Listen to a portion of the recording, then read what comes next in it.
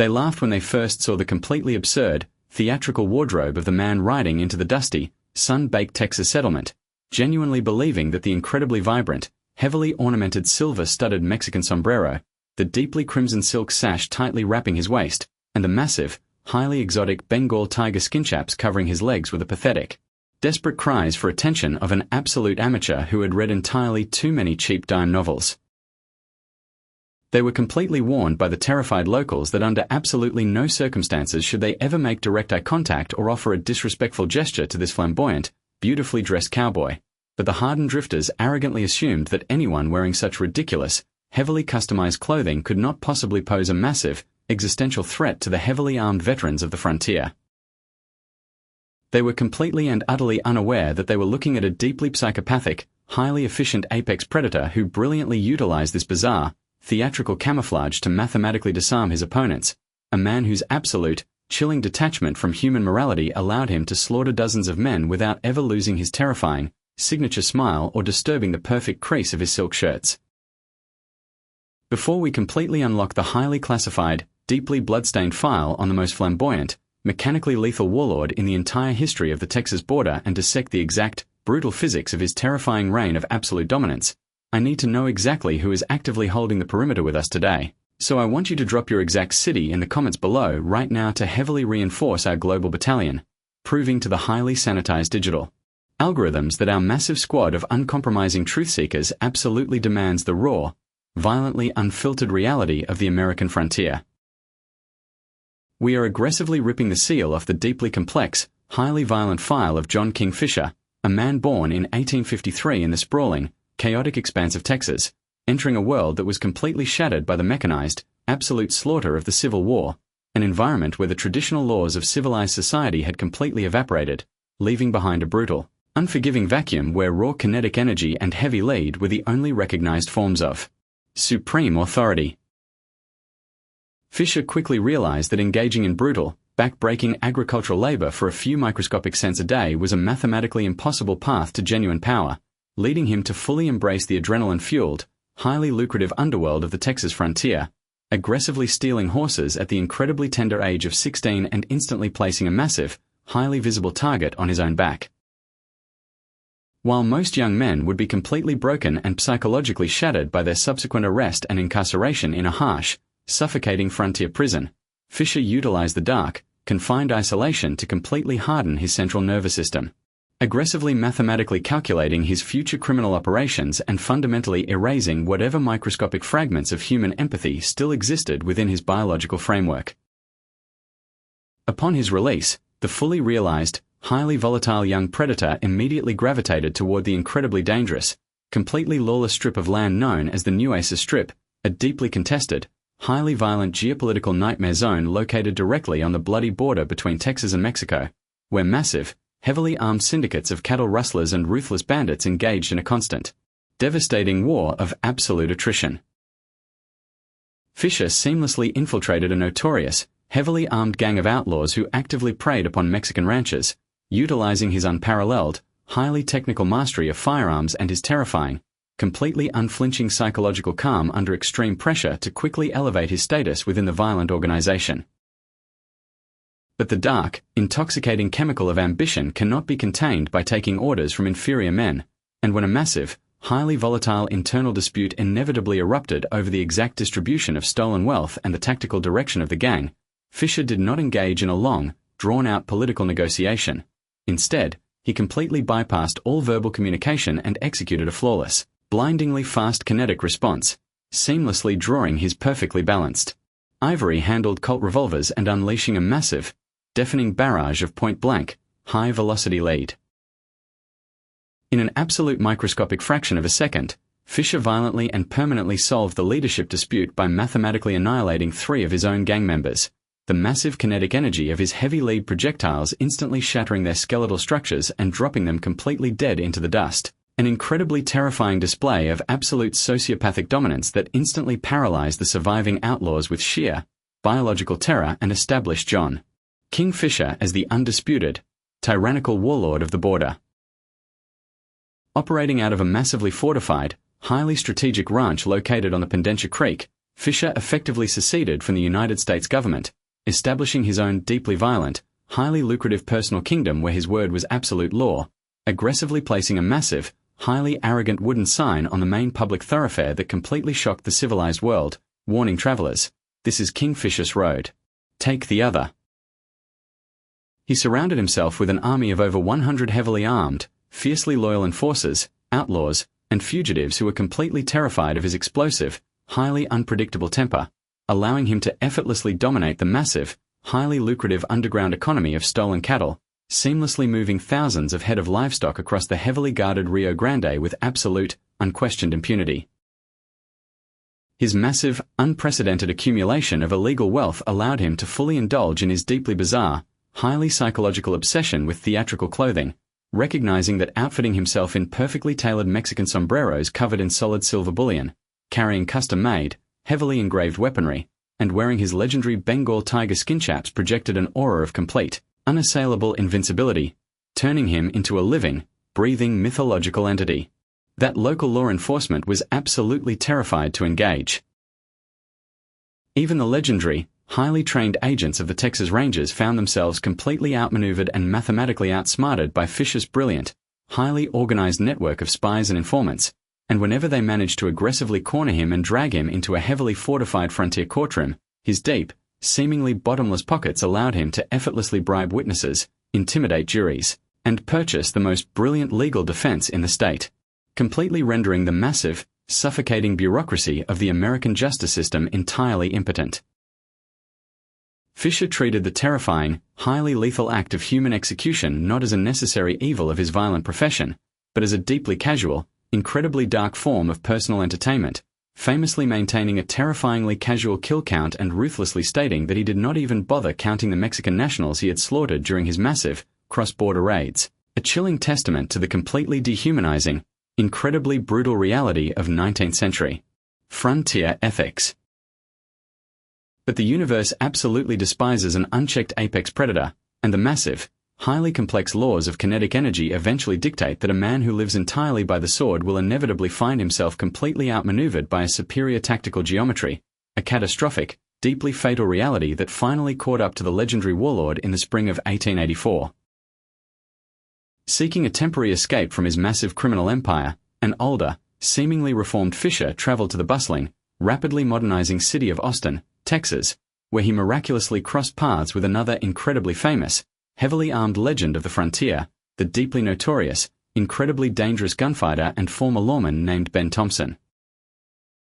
The two heavily armed titans of the West decided to travel together to the vibrant, highly energetic city of San Antonio, completely unaware that their massive, deeply intimidating public reputations had already triggered a catastrophic, highly synchronized web of absolutely unavoidable destruction, as a massive syndicate of deeply corrupt local politicians, rival gamblers, and bitter enemies had actively conspired to mathematically annihilate both men the absolute millisecond they stepped foot inside the city limits.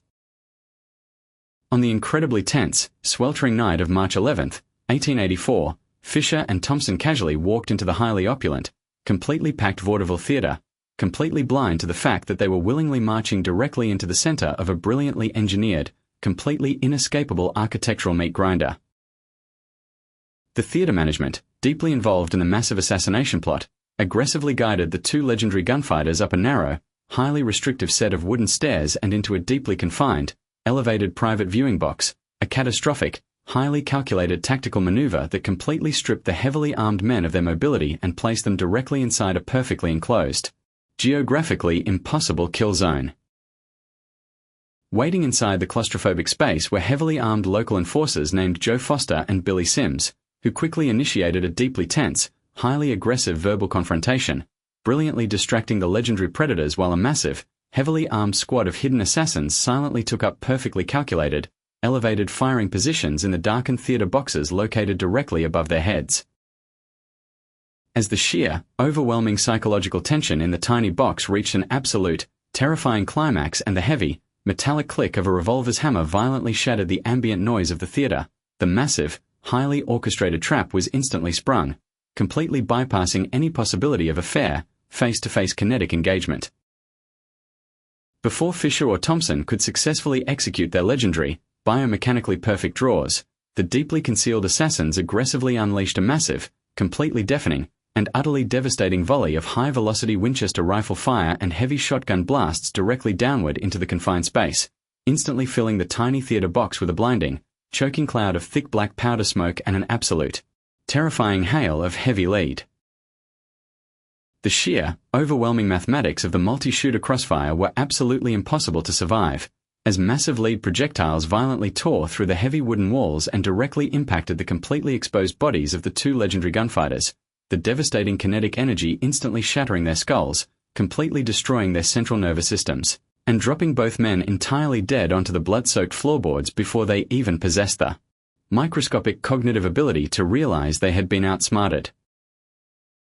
John Kingfisher, the incredibly flamboyant, supposedly invincible warlord of the Texas border who had mathematically outgunned, completely terrified, and aggressively manipulated the entire frontier justice system for over a decade, was completely and utterly annihilated in a cowardly, beautifully orchestrated multi-shooter ambush, his magnificent Bengal tiger chaps and custom silver sombreros completely failing to protect him against the raw, absolute, uncompromising physics of high-velocity lead, leaving behind a deeply complex, highly violent legacy that perfectly illustrates the inescapable reality that no amount of theatrical intimidation or legendary status can ever truly save a man from the cold, calculated mathematics of a well-planned execution. Imagine being told that the absolute most heavily mythologized, globally recognized, and romanticized outlaw in the entire blood-soaked history of the American frontier was not a towering, muscle-bound killer, a seasoned military veteran, or a brilliant criminal mastermind, but an incredibly scrawny, malnourished, buck-toothed teenage orphan who literally began his criminal career by stealing a basket of laundry because he was absolutely starving to death in the suffocatingly dusty streets of New Mexico. They were told to look at this frail, constantly smiling boy who stood barely 5 feet 8 inches tall and weighed barely 140 pounds soaking wet, a kid who loved to violently dance at local fiestas and possessed a high-pitched, almost comical laugh, completely unaware that they were actually staring into the eyes of a highly volatile, deeply traumatized apex predator who would soon plunge an entire territory into an absolute, apocalyptic bloodbath.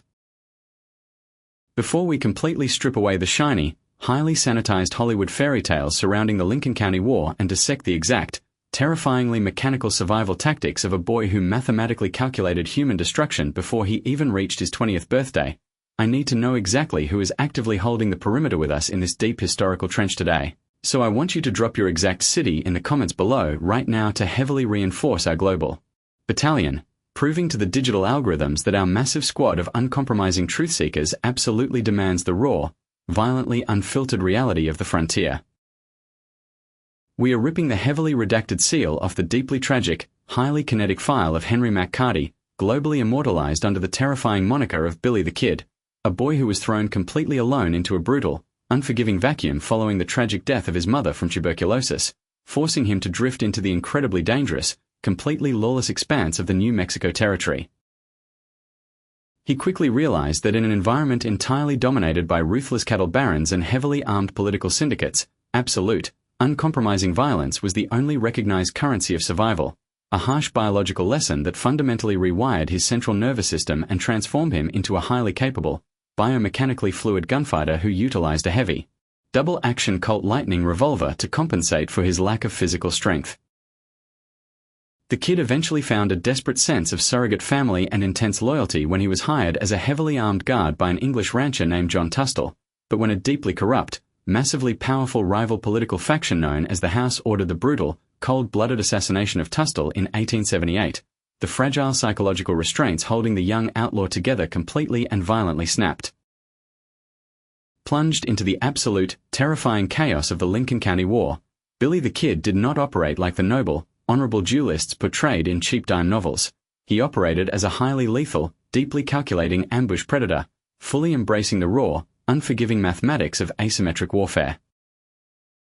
This chilling tactical reality was perfectly demonstrated when Billy and his heavily armed squad of regulators flawlessly orchestrated the brutal assassination of the deeply corrupt Sheriff William Brady, silently positioning themselves behind the thick, heavy adobe walls of an enclosed corral and patiently waiting for the heavily armed lawman to walk directly into a mathematically inescapable kill zone, completely bypassing any concept of a fair fight and unleashing a devastating, deafening barrage of high-velocity Winchester rifle fire that violently tore through the street and instantly dropped Brady completely dead into the dust. But the absolute climax of Billy the Kid's incredibly violent, highly technical career, the specific underdog moment where his unmatched understanding of human psychology, biomechanical flexibility, and raw kinetic energy completely humiliated the massive, suffocating power of the American justice system, occurred in the spring of 1881 inside the heavily fortified Lincoln County Courthouse. Following his capture by the legendary Sheriff Pat Garrett, the Kid was heavily shackled with massive, cold iron restraints, guarded around the clock by heavily armed deputies, and explicitly sentenced to be violently hanged by the neck until dead, a seemingly inescapable, mathematically absolute death sentence that would have completely shattered the mind of a normal human being. Billy the Kid, however, possessed a terrifyingly calm, sociopathic level of combat awareness, recognizing that his youth, his small physical frame, and the arrogant overconfidence of his heavily armed captors were actually massive, highly exploitable tactical advantages. For weeks, the Kid aggressively utilized a deeply biological survival strategy, secretly starving himself to drastically reduce the muscle mass and physical diameter of his wrists, while patiently waiting for the exact, microscopic fraction of a second when the tactical geometry of the courthouse shifted in his favor. On the tense, humid afternoon of April 28th, Sheriff Garrett temporarily left the town, leaving the heavily shackled prisoner under the direct supervision of two heavily armed deputies, James Bell and Bob Ollinger, the latter being a deeply sadistic, highly arrogant man who routinely taunted the Kid with a massive, 10-gauge double-barrel shotgun, boasting that the heavy weapon was loaded with 18 solid lead buckshot pellets in each barrel, completely unaware that he was actively feeding the Kid the exact mechanical intelligence required for his own violent execution. When Ollinger confidently walked across the street to get lunch, leaving the Kid alone with Deputy Bell, Billy immediately asked to use the outhouse located directly behind the courthouse, initiating a flawless, highly choreographed kinetic sequence. As they slowly returned up the dark, narrow wooden staircase, Billy flawlessly executed his biomechanical trap, utilizing his starved, highly flexible joints to violently and painfully slip his left hand completely out of the heavy iron handcuff, instantly transforming from a helplessly restrained prisoner into a highly lethal, mathematically precise weapon. In an absolute blur of terrifying motion, the Kid violently swung the heavy, dangling iron cuff directly into Bell's skull, completely stunning the heavily armed deputy, instantly stripping him of his heavy revolver, and coldly firing a deeply concussive, instantly lethal shot that sent Bell's lifeless body tumbling violently down the wooden stairs. Billy immediately sprinted into Garrett's private office, ignoring his heavy leg irons as he grabbed Ollinger's massive, heavily loaded double-barreled shotgun, seamlessly dragging his chained legs across the floorboards to the second-story window overlooking the dusty street below. Hearing the deafening roar of the revolver, the deeply arrogant Bob Ollinger aggressively sprinted out of the restaurant and directly across the street, completely and utterly blind to the massive, heavily fortified trap he was running into. As Ollinger approached the courthouse, he heard his own name coldly called out from the window above, and as he instinctively looked up, he was forced to stare directly down the massive, dark iron barrels of his own 10-gauge shotgun, perfectly stabilized by the scrawny, constantly smiling teenage orphan he had ruthlessly tormented for weeks. Without a single microscopic ounce of hesitation or human empathy, Billy the Kid pulled the heavy iron triggers, unleashing an absolutely devastating, deafening payload of 36 heavy lead buckshot pellets that violently impacted Ollinger's chest and face at hundreds of feet per second, the massive kinetic energy instantly obliterating his biological structure and dropping him completely dead into the New Mexico dirt. An incredible, physics-defying underdog victory of raw intelligence and calculated patience over sheer, overwhelming, legally sanctioned firepower. The Kid casually spent the next hour utilizing an incredibly heavy prospectus pickaxe to violently smash his leg irons, heavily arming himself with stolen Winchester rifles and heavy revolvers, and slowly riding out of town on a stolen horse while the terrified civilian population completely refused to intervene, cementing his status as an absolutely immortal, terrifyingly capable legend of the frontier. But the massive, inescapable laws of physics dictate that every kinetic action has an equal and opposite reaction, and the massive humiliation of the courthouse escape instantly transformed Sheriff Pat Garrett from a standard lawman into a deeply obsessed, highly calculating predator who mathematically recognized that attempting to capture the Kid alive in a fair, face-to-face gunfight was an absolute suicide mission. Garrett utilized a massive, highly complex network of local informants to perfectly track the kid's movements, eventually cornering him on a sweltering, deeply tense night in July 1881 at the sprawling Maxwell Ranch in Fort Sumner. Garrett did not aggressively kick down the front door or loudly announce his presence. Instead, he flawlessly executed a terrifying, shadow-based ambush tactic, silently slipping into the pitch-black, deeply suffocating darkness of Pete Maxwell's private bedroom, completely concealing his massive frame in the shadows while clutching a heavy, single-action .44 caliber revolver. The legendary, supposedly invincible Billy the Kid, who had mathematically survived dozens of massive, high-velocity shootouts and completely outsmarted the entire federal government, casually walked out of his room in his bare feet, holding a simple butcher knife to cut a slice of beef from a freshly butchered carcass hanging on the porch, completely and utterly blind to the massive, highly concentrated web of absolute destruction waiting for him in the dark. As the Kid stepped into Maxwell's pitch-black bedroom to ask a question, the ambient light faintly illuminated a terrifying, completely unrecognized shadow sitting quietly near the bed. The Kid, operating entirely on raw, biological instinct, instantly drew his heavy revolver and backed away, desperately whispering the famous words "¿Quién es?", a deeply tragic, highly vulnerable human question directed into the absolute, terrifying void. Garrett, completely bypassing all visual identification and relying entirely on the acoustic location of the Kid's voice in the dark, flawlessly leveled his heavy revolver, mathematically calculated the trajectory through the pitch-black room, and squeezed the trigger, unleashing a massive, deeply concussive muzzle flash that violently illuminated the terrifying scene for a microscopic fraction of a second. The heavy, high-velocity lead projectile violently impacted the young outlaw directly in the chest, completely piercing his heart and instantly destroying his incredibly resilient, highly calibrated central nervous system, dropping the 21-year-old legend entirely dead onto the floorboards before he even possessed the cognitive ability to fire a single return shot. The brutal, highly unceremonious execution of Billy the Kid perfectly encapsulates the terrifying, deeply uncomfortable reality of the American frontier, proving entirely and definitively that absolute, legendary status and massive biomechanical speed will absolutely never overcome the cold, calculating mathematics of a heavily armed, perfectly synchronized ambush executed by a man hiding in the dark.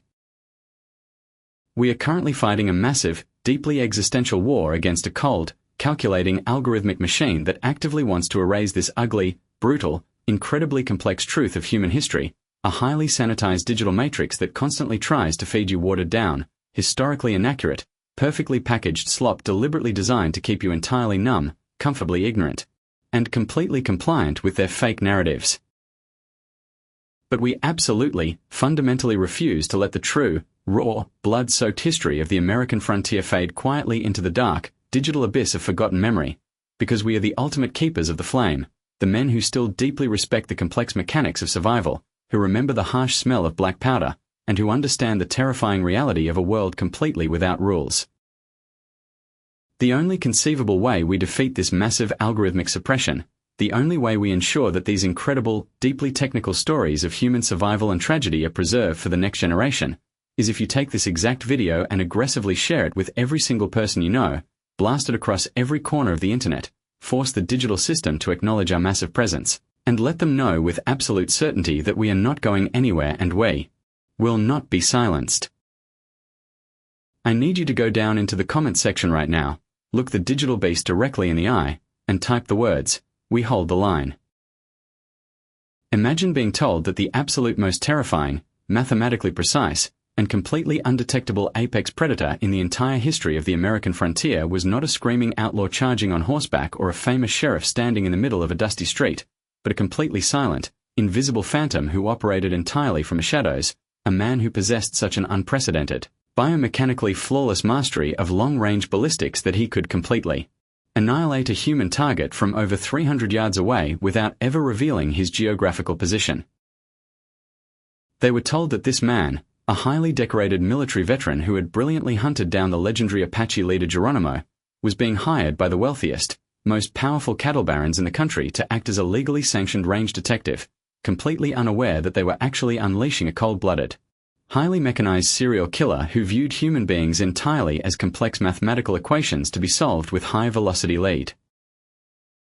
Before we completely unlock the highly classified, deeply disturbing file on the ultimate frontier assassin and dissect the exact, terrifyingly precise mechanics of his shadow warfare, I need to know exactly who is actively holding the perimeter with us today. So I want you to drop your exact city in the comments below right now to heavily reinforce our global battalion, proving to the digital algorithms that our massive squad of uncompromising truth seekers absolutely demands the raw, violently unfiltered reality of the frontier. We are aggressively ripping the seal off the incredibly dark, highly lethal file of Tom Horn, a man who completely bypassed the standard, highly visible shootouts of the Wild West and instead introduced the terrifying, highly technical concept of the modern military sniper to the sprawling plains of Wyoming. Born in Missouri in 1860, Horn suffered severe physical abuse at the hands of his deeply aggressive father, a traumatic biological reality that forced him to flee his home as a young teenager and wandered deep into the unforgiving, completely lawless expanse of the American Southwest. In this brutal, incredibly hostile environment, Horn did not simply survive, he completely adapted, rapidly mastering the highly complex linguistic and tactical nuances of the local Apache tribes, an incredible cognitive feat that quickly brought him to the attention of the United States Army. The military aggressively recruited the young frontiersman as a civilian scout, throwing him directly into the absolute, blood-soaked meat grinder of the Apache Wars, where Horn learned to completely suppress his central nervous system, mastering the incredibly difficult, biomechanical arts of extreme stealth, absolute silence, and long-range target acquisition. He learned how to seamlessly blend his physical frame into the harsh, heavily sun-baked desert terrain, calculating complex atmospheric variables like wind speed, barometric pressure, and extreme trajectory drop, transforming himself into a highly calibrated, completely undetectable instrument of death who could survive for weeks on absolutely nothing but a handful of dried meat and raw frontier grit. Following his highly decorated military service, where he played a mathematically crucial, deeply psychological role in the ultimate surrender of the legendary Apache resistance, Horn transitioned into the civilian sector, utilizing his unparalleled tracking abilities to become a highly effective agent for the legendary Pinkerton National Detective Agency, aggressively hunting down heavily armed train robbers and ruthless outlaws with a cold, sociopathic efficiency that deeply unsettled even his own hardened superiors. But the massive, suffocating bureaucracy and rigid legal constraints of the Pinkerton Agency eventually frustrated Horn, leading him to accept a highly secretive, incredibly lucrative contract from the massively wealthy, deeply corrupt cattle barons of Wyoming, men who were actively engaged in a brutal, heavily armed war of attrition against small-time ranchers and suspected cattle rustlers. The cattle barons did not want arrests, trials, or legal complications. They wanted absolute, unquestioned physical elimination, and Tom Horn was the absolute perfect biological machine for the job. Operating entirely alone, Horn utilized a highly customized, incredibly accurate Winchester Model 1894 rifle chambered in the devastating .30-30 caliber, a weapon that fired a completely smokeless powder cartridge, a massive, physics-defying technological advantage that allowed him to fire heavy lead projectiles without producing the massive, highly visible cloud of white smoke that characterized traditional black powder weapons. This meant that Horn could position himself on a highly elevated, perfectly concealed rocky outcropping hundreds of yards away from his target, mathematically calculate the exact distance, control his breathing to completely stabilize his resting heart rate, and squeeze the trigger, unleashing a deeply concussive, high-velocity round that would instantly shatter his victim's skull before the terrifying crack of the rifle even reached their ears. He was an absolute phantom, a terrifying ghost who would stalk a designated target for weeks, mathematically analyzing their daily routines, perfectly predicting their movement patterns, and calculating the exact geometric angles of their property before executing them with a single, highly precise shot from the absolute edge of the human visual range, always leaving his deeply chilling, signature calling card by placing a single, smooth river rock directly beneath the head of his murdered victims, an incredibly dark psychological tactic designed to completely paralyze the entire region with sheer, biological terror. Horn's terrifying reign of absolute dominance reached its incredibly violent climax when he was officially credited with the brutal assassinations of notorious cattle rustlers like Matt Rash and Isom Dart, men who considered themselves hardened, highly capable frontier survivors, but who were completely and utterly mathematically outclassed by Horn's advanced, shadow-based tactical superiority. But the deeply arrogant, highly intoxicating chemical of absolute power eventually causes even the most brilliant, highly calibrated apex predator to make a catastrophic, mathematically fatal miscalculation. In the summer of 1901, a 14-year-old boy named Willie Nickel, the son of a deeply controversial sheep rancher who was fiercely hated by the cattle barons, was found brutally murdered near his family's property, having been shot twice by a high-powered rifle from an extreme distance. The massive, deeply emotional public outrage over the cowardly assassination of an innocent child completely shattered the silent, highly corrupt political shield that had previously protected Horn, forcing a brilliant, deeply ambitious deputy U.S. Marshal named Joe Leffers to aggressively target the legendary assassin. Leffers understood that attempting to defeat Horn in a physical, kinetic engagement in the vast Wyoming wilderness was an absolute suicide mission, so he utilized a massive, highly sophisticated psychological trap, inviting a heavily intoxicated, deeply arrogant Horn into his private office under the false pretense of offering him a highly lucrative new assassination contract in Montana. As the legendary sniper proudly bragged about his incredible marksmanship and heavily implied his involvement in the Nickel murder, completely believing he was having a private, highly confidential conversation with a fellow operative, he was entirely blind to the massive, highly concealed trap that Leffers had engineered. A court stenographer and a heavily armed deputy were secretly hidden directly behind the thin wooden door, aggressively documenting every single chilling word of Horn's highly intoxicated, deeply incriminating confession, instantly transforming the untouchable phantom of the plains into a mathematically doomed prisoner of the state. Despite the massive, highly funded legal efforts of the terrified cattle barons who desperately tried to silence him and prevent him from exposing their criminal syndicate, Horn was convicted of the brutal murder and sentenced to be hanged by the neck until dead, leading to one of the most bizarre, highly technical, and deeply tragic executions in the entire history of the American justice system. On the incredibly tense, freezing morning of November 20th, 1903, Horn was led to a massive, highly customized gallows known as the Julian Gallows, an incredibly complex, physics-defying mechanical execution device designed to completely remove the human element from the hanging process. Instead of a traditional executioner pulling a heavy wooden lever to violently release the trapdoor, the Julian Gallows utilized a massive, water-powered counterbalance system, where the sheer, biological weight of the condemned man standing on the trapdoor opened a highly calibrated valve, causing water to slowly fill a massive container until it mathematically triggered the release mechanism. Tom Horn, the incredibly brilliant, highly lethal military sniper who had mathematically calculated the exact trajectories of hundreds of high-velocity lead projectiles, was forced to stand completely motionless on the heavy wooden planks, listening to the terrifying, inescapable acoustic sound of the rushing water slowly filling the hidden container, mathematically counting down the absolute final seconds of his own existence.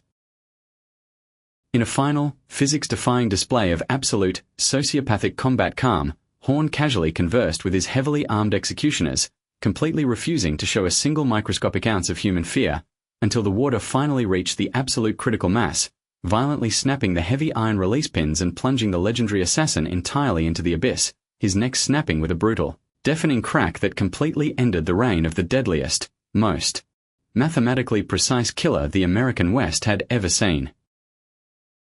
We are currently fighting a massive, deeply existential war against a cold, calculating algorithmic machine that actively wants to erase this ugly, brutal, incredibly complex truth of human history, a highly sanitized digital matrix that constantly tries to feed you watered down, historically inaccurate, perfectly packaged slop deliberately designed to keep you entirely numb, comfortably ignorant, and completely compliant with their fake narratives.